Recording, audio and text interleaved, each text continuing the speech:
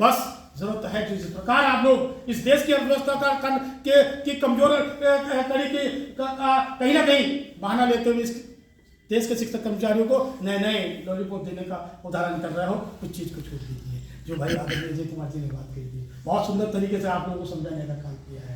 एनपीएसआई एक हाथ काट दिया, यूपीएसआई तो दोनों हाथ काट दिया। आप कहाँ जाओगे? आप अंततः यही सोचोगे कि यार एक हाथ कटवा लूँ तो एनपीएस को दे दूँ। अरे भाई ना हम एक हाथ कटवाएंगे, ना राइट कटवाएंगे, ना लेफ्ट कटवाएंगे। हम जैसे थे वैसे के वैसे रहेंगे। इस देश की जब ये देश बहुत आर्थिक तंगी से जूझ रहा था, जब इस देश में प्राइम मिनिस्टर जैसी व्यवस्था थी, तो आज कैसी व्यवस्था? हम तो आज विश्व की तीसरी अर्थव्यवस्था के रूप में। माननीय प्रधानमंत्री जी, एक बार उम्मीद के साथ में, अगर इस देश की अर्थव्यवस्था को मजबूत करना चाहते हैं तो इस देश के शिक्षक कर्मचारियों को पुरानी पेंशन देने का काम कर दीजिए। ये 14% अपने किसी न किसी किसी न किसी देश के विकास की में लगाने का काम करो। और जो हमारी जीपीएफ जैसी व्यवस्था को, उस व्यवस्था को बहाल करते हुए हमसे 10 नहीं, हम 10 से नहीं, हम तो 14% देने को तैयार हैं, लेकिन वो जीपीएफ व्यवस्था के अंतर्गत देने के लिए तैयार है।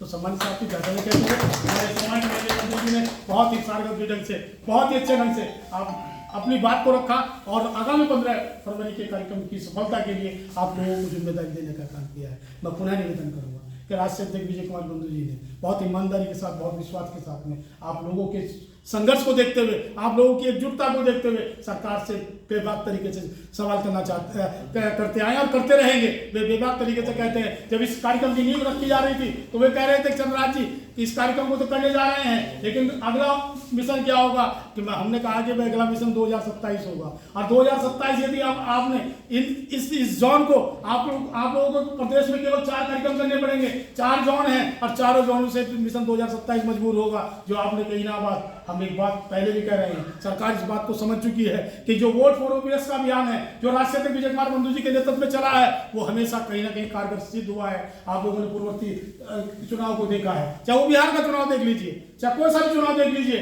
हर चुनाव में कहीं ना कहीं बैलेट के साथ में मजबूत सिद्ध हुए हैं। माननीय प्रधानमंत्री जी इस बात को समझते हैं और इस बात को समझते हुए सच्चाई के 27 से पहले इस राजनीति में बहुत कुछ फेरबदल होगा। उस फेरबदल में कहीं ना कहीं पुरानी पेंशन बहाली के संदर्भ में पैन चलने का कार्य होगा। बस जो अभी जो उलझाने की बात करी, कभी विकल्प की बात आती है, कहीं यूपीएस की बात आती है, इस उलझन में नहीं पड़ना है। सरकार ने सबसे सच्चाई है, आपने देखा होगा हिमाचल प्रदेश में अगर विकल्प के आधार पर सबसे पहले अगर पेंशन बहाली हुई है तो वो हिमाचल प्रदेश के अंतर्गत हुई थी, और वही हिमाचल प्रदेश है आज पूरे प्रदेश में क्या है? पुरानी पेंशन है, पुरानी पेंशन है। बस उन लोगों ने निडरता के साथ में, साहस के साथ में, संकल्प के साथ में राष्ट्रीय अध्यक्ष विजय कुमार बंधु जी के साथ में कंधे से कंधा मिलाकर चलने का काम किया है। क्योंकि वो कंधा कहीं ना कहीं इतना सशक्त है, इतना मजबूत है, कहीं पर ढीला नहीं है, कहीं पर ढीला नहीं है, कहीं पर अपने आप शिक्षक कर्मचारी के आंदोलन को बेचने का काम नहीं किया, कहीं पर भी किसी शिक्षक कर्मचारी के आंदोलन को कमजोर करने का काम नहीं किया। तो बस जिस विश्वास के साथ में, जिस उम्मीद के साथ में आप राष्ट्रीय अध्यक्ष विजय कुमार बंधु जी के साथ कंधे से कंधा मिलाकर चल रहे हो, उसी उम्मीद और विश्वास के साथ में आगामी 15 फरवरी को बहुत ताकत के साथ में आप लोगों को मैं निमंत्रण देने के लिए आया हूँ। आप लोगों को विशेष निमंत्रण देने आया हूँ।